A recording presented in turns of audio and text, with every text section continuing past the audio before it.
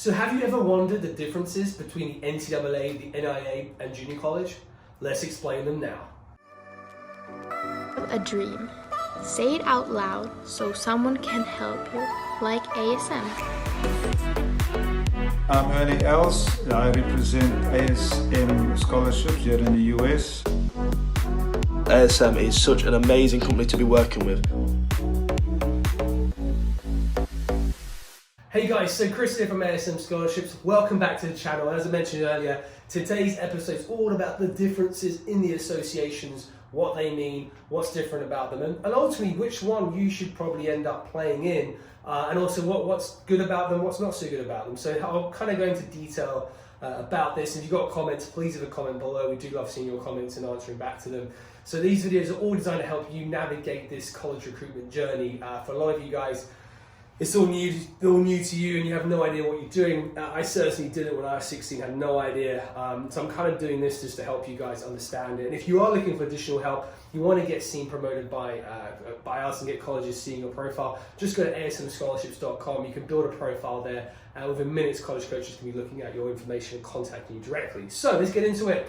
Now, in the whole of the United States, there's different associations, and the biggest one, the one that's kind of the most on TV for most sports like basketball, football, golf, soccer, all of them really, is the NCAA, which stands for the National Collegiate Athletic Association. Didn't have to rehearse that, I've done it for long enough to know it, but it's quite a lot of chunk of words built into one. That's why it's called the NCAA. And what the NCAA effectively is, these are, by the way, all universities, and we'll get into that. A lot of people think this is not university, but it is. This is a 4-year university. Now, roughly is about 350 Division 1 programs. There's about 1,000 all in all between Division 1, Division 2, Division 3. Like, you'd probably think, whoa, Chris, what did you just say? Yeah, so this is the association, but you have 3 divisions, 1, 2, and 3, okay? Now, typically, the best of the best schools for sport, let's take academics out of the equation here. It has nothing to do with academics. This is all about sport, kind of the money that goes into it. A lot of people think this is automatically the best division because it's Division 1, but it's not always. We'll get into that a little bit later in the video, what's the best one for sport and why that is. But this one definitely gets the most funding. Division 1 gets the most funding, which means more scholarship money is traditionally in Division 1 universities. Then Division 2 universities, less funding. Division 3, there is no athletic scholarship as of 2020 to give out, but there is academic money, so there's a big difference there. We have other videos explaining that. So you can still go here and play sport, not on probably a sports scholarship, but probably on an academic scholarship. There's also the Ivies, which is basically 7 schools. That's also part of the NCAA. They typically play D1, but they also have their own little league. It's all under the NCAA kind of association. Now, to get to a Division 1 school, and even Division 2, you're typically going to have a couple of things. What you're going to need, is to pass high school. That's a must, right? You've got to pass high school. Typically at least a 2.3 GPA. So overseas, like where I'm from, England, it's like at least a C grade across the spectrum. If you're in South Africa, a lot close to Africa, it's like about a 70 matric, 65 the very lowest, but about 70. Basically, just pass high school, right? If you're getting D's and E's, I've got another solution for you. If you're struggling at school, you might struggle with one of these divisions, especially Division 3, because they tend to be better academic programs.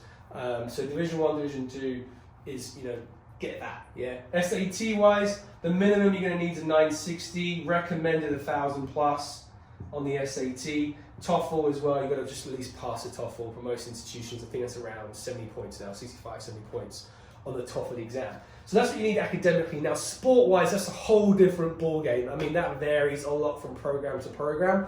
But typically, if you're looking to get a full-ride scholarship, which most of you guys are, if you're going for the Division 1 schools, these are schools like UCLA's, Florida State's, Alabama, Texas A&M, Stanford, right? Berkeley. These are typically Division 1 programs. Typically, for those programs, you've got to start this process early to get advantage because they look for players super early. And if you haven't got into one of these Division 1 programs, by the time you're 16 and a half years old to 17, you need to start, I won't say panic, but the chance of you getting a full ride are less and less. Unless you're playing sports like basketball, American football, they tend to recruit a little bit later, even soccer a little bit later. But yeah, you need to be ahead of the game for Division 1. And you need to be in more of the top echelon of your sport. So what do I mean by that? Well, if you're playing soccer, you should be playing for a very good youth academy program. If you're playing golf, you should have at least a WAGA ranking of 2,000 or better. If you're a tennis player, you should be a UTR of at least 10.5, 11 up. You just got to be at the pinnacle of your sport as an amateur. You need to be very, very good, especially for the top NCAA Division 1 programs. So there are ones that are ranked less than 100, above 100, like 200, 300. That's different. You've got more of a chance getting into those programs, and we'll get into that. And that kind of goes into nicely D2. The top Division 2 programs are just as good as Division 1 programs, and I'll explain that after we've done this bit, in a couple of minutes time. All right, so that's kind of the minimum sports stuff you need. 4-year programs, fully funded, where you can get everything paid for the full ride. Really, where most people that come to us want to end up. And especially, I'll be honest with you, you want to be a pro athlete.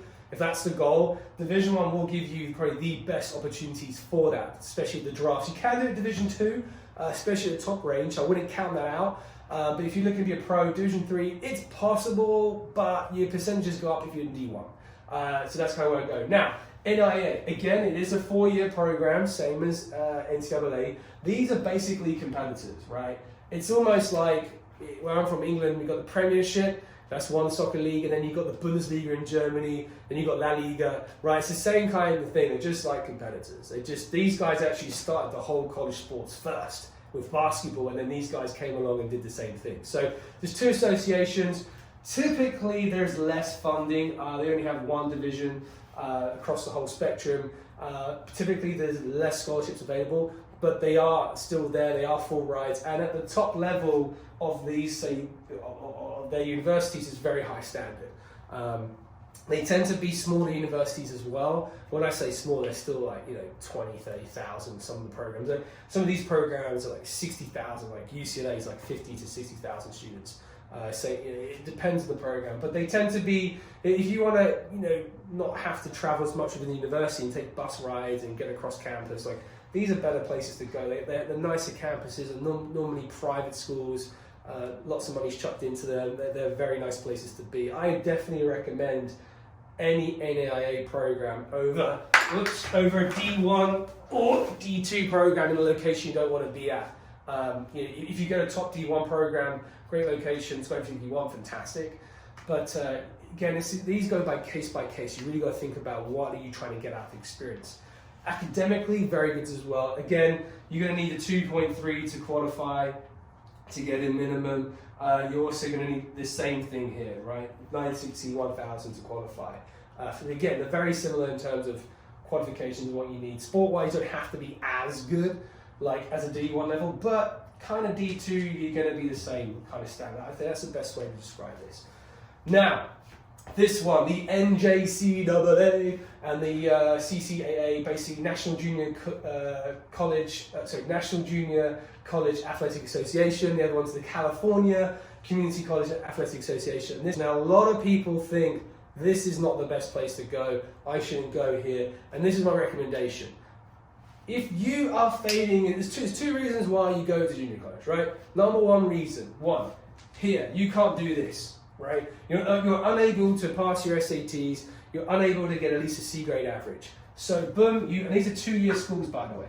They're 2-year universities. They are universities. In America, we say college a lot. It confuses people from overseas. That is university in America. So you can say here, I went to Division 1, I went to college. Well, it's the same thing as going to college here. It's just 2 years. So you do the first part of your degree, and then you transfer everything to one of these 2 programs. You go here first, you come either here, or you come here after 2 years. You can do 1 year only if you were a qualifier for one of these programs academically. So, as I said before here, if you didn't have this, you'd go here to the academics. But some people have this and they still go to a junior college. Why? Because they have goals of getting to one of the top Division 1 programs or a top Division 2 program or even a top NAIA program, and they came to the process too late. So there wasn't enough scholarship money to get into one of these programs. So what you do, and if you got Netflix, I seriously recommend watching like Last Chance U. That will give you an idea to how competitive the top of the top junior colleges are. And you can get scholarships. You go there then for 2 years, you work on your level, and you're going to transfer here or transfer here. After 2 years, if you're a good athlete, you'll get picked up. And we actually help our athletes with the transfers as well. So it's basically kind of like a stepping stone, right? It's like almost imagining I left this process too late. I know I'm good enough to get into these top programs. I'm going to go junior college first and transfer. Some of you might be thinking, why would I not just take a gap year? Yes, you could do that. You could take 1 year of a gap year, but there's no guarantee that you'll then still get in. The good thing with junior college is you're in the States, you're beginning your education, and coaches at the Division 1, Division 2 level, and also NAIA level can see how good you are, right? They can see you playing in America against competition in the States. It gives them more peace of mind knowing that you're going to be worth that investment than never seeing you play, say, overseas. They just don't know how much you're improving by. So I'd always do this if you're failing academics. It's your only way in. And if you've left this process too late, or maybe your English is like, you've passed academics, but you feel like your English is like not at the best, right? Because you are going to do a degree in English. This is a great place to start to get used to studying English more full time in a degree capacity. And then you can transfer your last 2 years, so it's not so like crazy all at once, right? Because remember, this is college sports. It's still university in sports, hence it's called college sports, not just sports, right? So you're going to have to study. If you don't feel like you're strong enough in your English to study in English, then maybe JC is a better option first for a year or 2 years, and then you transfer.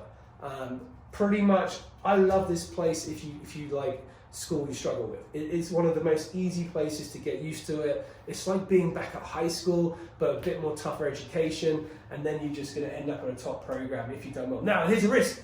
If you don't do well and you start over here and you don't play well, you don't get good results, you will find it really hard to transfer. I'm just going to be honest with you, it's not guaranteed, but if you do come out, you work hard, you will end up in a better program than if you started the process late and you couldn't get into one of these top D1 programs.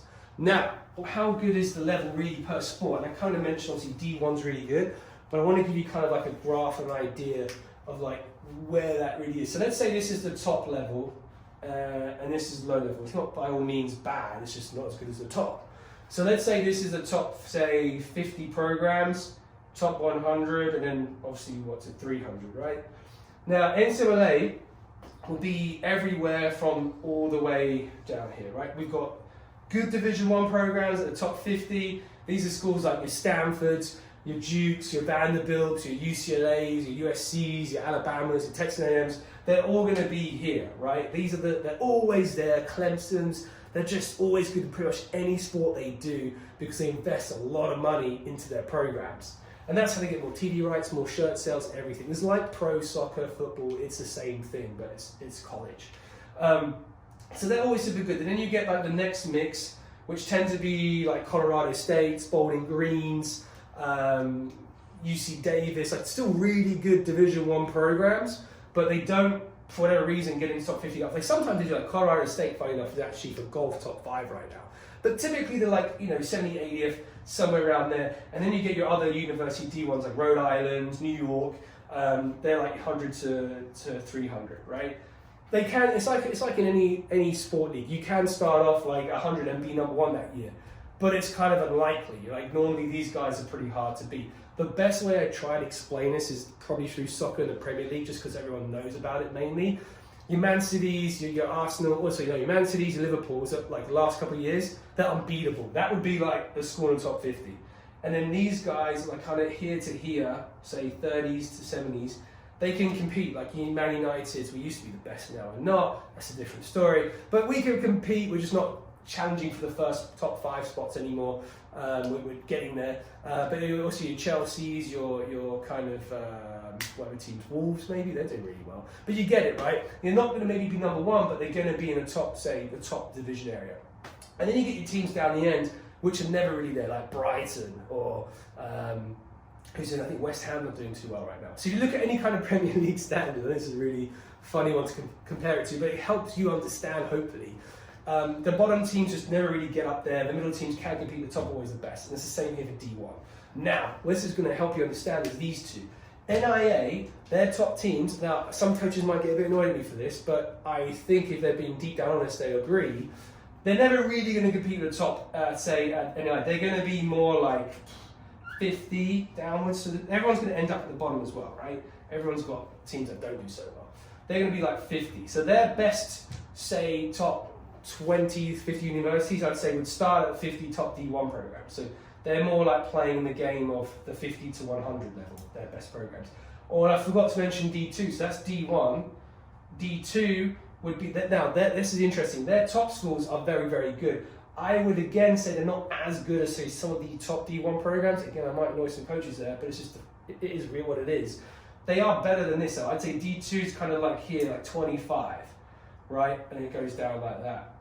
D3, I'm going to say that's a little bit different, a lot different. I'm going to say they start kind of at 100 and down, right? So that's D3. Because they're not really competitive. They are competitive, but they're not the same level as a D1, D2. A D2, any top school is just as good as the most top D1s, but the really, really top D1s are like, in whatever sport they're focusing on, just like another level. And if you go visit those programs, you'll see it.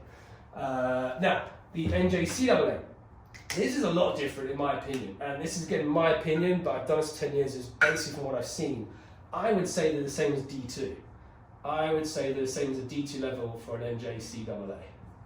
Because their top programs would beat most, even D1 or D2 programs. And I know this because I played junior college for 1 year in Iowa. So I played at this level and I played at the other level, so I know the differences. And I know we had one of the best golf teams at junior college. I was in Iowa. We beat D1 programs. We had like invitationals we went to. We would beat them. So I know it's possible. And I know basketball teams are the same thing. They beat D1 programs, they beat D2 programs in invitational tournaments. So they are just as good at the top level. But it's like anything. At the bottom level, any division, they're just the same as everybody else. So you got to think again, why are you doing this? If you're doing this to be a pro athlete, your goal would be to probably get here eventually. Now, if you don't get in, don't be upset with yourself and quit. That's not the way to do it. It's like saying, I want to play for Manchester United, but I'm just not good enough yet. You've got to work yourself up the process. You might need to start at a D2 program. Maybe you start at a 100th ranked D2 program, and then you transfer 2 years later. Maybe you start at JC. Maybe you start like around here and you transfer later. The key is get your name out there in the competitions, in the US system, preferably than playing overseas, as fast as you can when you're 18. And then if you're good, you will be transferred. There's no doubt about it. If you're a good player, these top programs will come knocking on your door, especially if we're helping you. They'll come knocking on your door and you'll get in. Now, if you're good at 16, 15, we'll make that happen sooner. You'll still come at 18, but you'll commit sooner, okay? Now, that's just on the sport level. Academically, completely different. This is just the sport level rankings. Academically, super easy. I'd go to like a Forbes.com, New York Times, look at the academic rankings. That gives you like a Division 3 school sometimes are better than most D1 programs when it comes to academics. It depends on the school. So you've got to research what academics you want to do, what do you want to study, where's the rankings, what are the best schools for that, and sport-wise, where are they? If you're looking for a combination of both, you're probably going to be in any division somewhere around 50 to 100 if you want a combination of both. If you want really high-level sport, you're going to be up here. They still have very high academics, but you're going to be probably focusing more on your sport, so your academics, you can't take like really intensive courses because to balance that's really tough. So you've got to take courses like business, economics, or sports therapy, something that's not going to be like just takes all your time. Like if you take a very intensive law degree program where it's like very specified, I don't know if you'd be able to do it unless you take an extra year longer. You could do that too. You could do your summer hours, so you don't play sport in the summer. You just focus on the summer education. You got to balance it based on what you're trying to do. And that's why I always say, what's your goal? Is it to give yourself a chance to be a pro? Is it to really come to education, using sport as a vehicle to pay for everything? You got to figure that out, and that's how you pick and find the right program for you. And you don't come out here and get burnt out or want to quit. Right? You have the best time of your life. Guys, I hope that helped. If you have questions, you can hit us up on Instagram. You can comment here, and we're going to help you through this process. So stay tuned, take care, and please remember to subscribe for plenty more videos to come. See you soon.